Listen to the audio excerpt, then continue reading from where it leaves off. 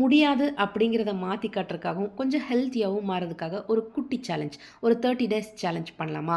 காலையில் எந்திரிச்சோனையுமே வாக்கிங் எல்லாம் போயாச்சு. 6000 ஸ்டெப்ஸ் நான் போவேன். அதே மாதிரி தண்ணி தான் ரொம்ப முக்கியம். அதனால் அளந்து அளந்து நான் எண்ணி வச்சுட்டு 3லேருந்து 3.5 லிட்டர், சில டைம் 4 லிட்டர் போகும். இன்றைக்கி முதல் நாள் அப்படிங்கிறத 3 லிட்டர் நான் தண்ணி குடிச்சுக்குவேன். ஃபாஸ்டிங்கை பிரேக் பண்ணுவேன். நான் 16 ஹவர்ஸ் ஃபாஸ்டிங் இருக்கேன். அதுக்காக நான் ஒரு சுண்டல் ஆச்சு வச்சு ஒரு சாலட் வந்து பண்ணி சாப்பிட்டேன். இன்றைக்கி 16 ஹவர்ஸ் அப்படிங்கிறது 18 ஹவர்ஸாக போச்சு. ஏன்னா எனக்கு ரொம்ப பெருசாக பசிக்கல. பசிக்காதப்போ நமக்கு தேவையில்லை சாப்பாடு.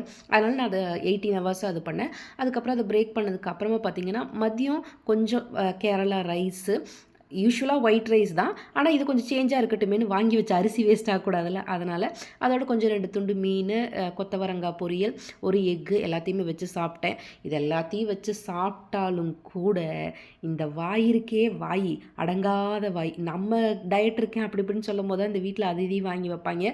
சரி ஐஸ்கிரீம் பரவாயில்லன்னு சாப்பிட்டேன். நாளையிலேருந்து அதை கண்டினியூ